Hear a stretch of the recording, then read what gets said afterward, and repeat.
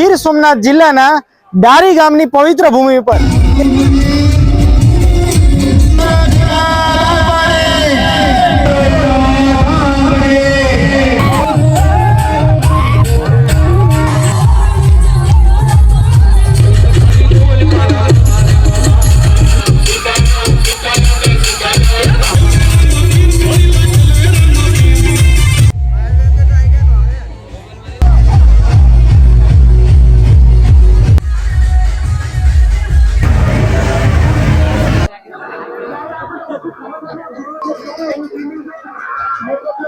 કેમ છો જયરામાબેન ડાલીબેન? જયરામાબેન. શું નામ?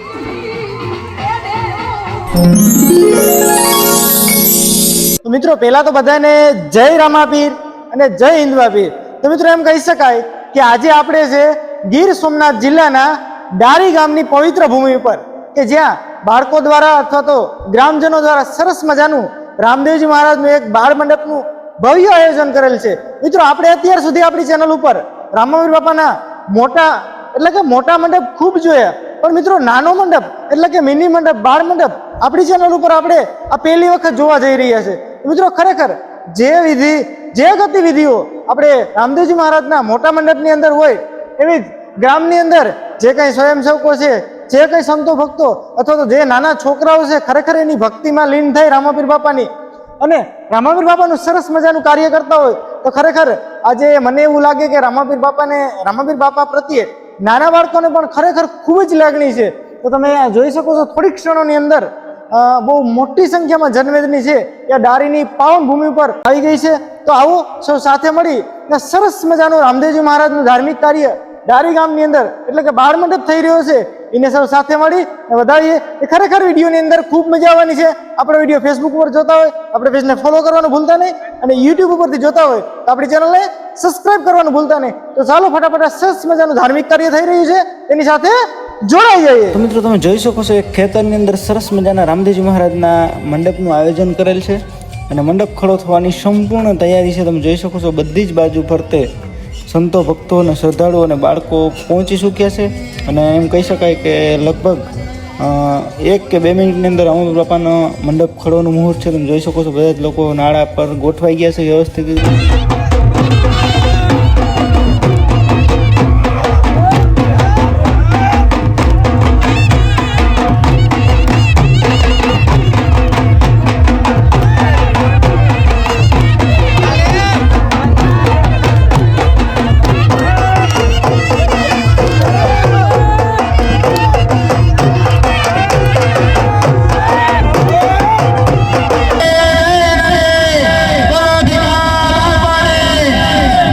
મિત્રો તમે જોઈ શકો છો રામાપીર બાપાનો મંડપ ખડો થવા માટે સંપૂર્ણપણે તૈયાર છે. બાપાએ સરસ મજાના આભૂષણો પણ ધારણ કર્યા હોય, રજવાડી આભૂષણો ધારણ કર્યા હોય. તમે જોઈ શકો છો અહીંયા કોઈ સંતો ભક્તો છે એ બાપાને આરાધ કરી રહ્યા હોય ને રામાપીર બાપા સાક્ષાત આ ડારીની પાવન ભૂમિ પર આવ્યા હોય બાળકોની વારે એવા દ્રશ્યો ઊભા થયા છે. તમે જોઈ શકો છો અને રામાપીર બાપાનો સ્તંભ ખડો થઈ રહ્યો છે. આવો સૌ સાથે મળી ને બાપાના દર્શન કરીએ અને બાળકોનું સરસ મજાનું કાર્ય છે એને સૌ દિલથી અને હરખથી વધાવીએ.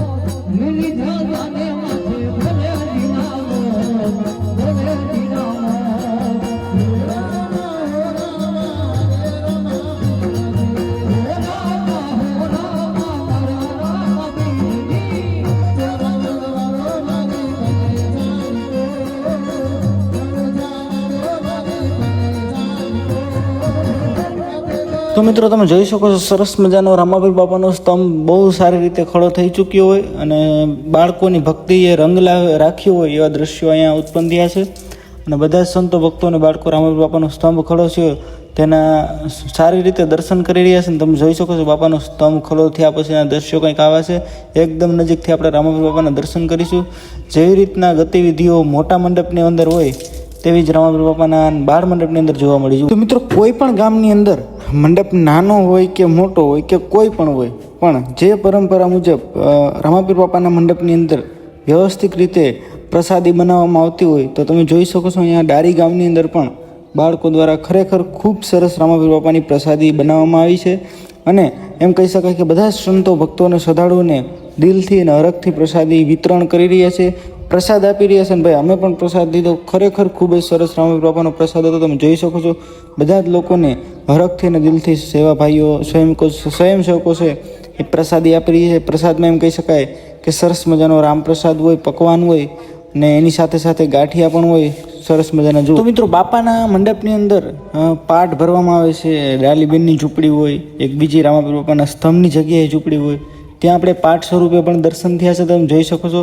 અને ડાલીબાઈની ઝૂંપડીએ આપણે રામાપીર બાપાના પણ દર્શન થયા અને અખંડ જ્યોતના પણ દર્શન થયા છે. તો મિત્રો ડારી ગામની અંદર રામદેવજી મહારાજનું સરસ મજાનું મંદિર છે. મંદિરે આ સરસ મજાનું આયોજન ગોઠવેલું હતું અને તમે જોઈ શકો છો મંદિરે રામાપીરની મૂર્તિના પણ એટલે કે સાક્ષાત રામાપીર બાપાના આપણે દર્શન થયા છે. સરસ મજાની રામાપીર બાપાની પ્રતિમા. અને ભાઈ મંડપ દરમિયાન નાનકડો મેળો પણ જામ્યો હતો, તમે જોઈ શકો છો. મેળાનો પણ લોકો આનંદ લઈ રહ્યા છે.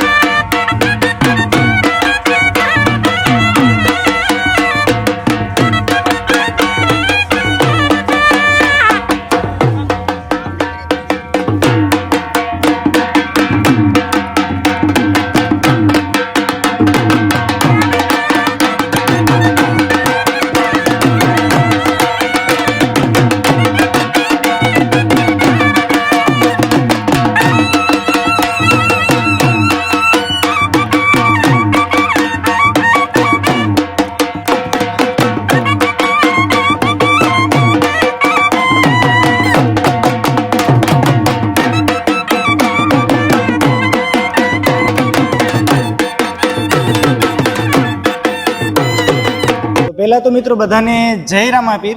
હાલ આપણે છે ગીર સોમનાથ જિલ્લાના ડારી ગામની અંદર કે જ્યાં બાળકો દ્વારા અથવા તો સમસ્ત ગામ દ્વારા સરસ મજાનું રામદેવજી મહારાજનું બાળ મંડપનું આયોજન કરેલ છે. ખરેખર બાળ મંડપ તો એક નામ છે, પણ જે મોટો મંડપ હોય એની જે કંઈ ગતિવિધિઓ અને એની જે કંઈ પ્રોસેસ હોય એ જ પ્રોસેસને લઈ અને રામાપીર બાપાનો સ્તંભ ખડો થતો હોય છે.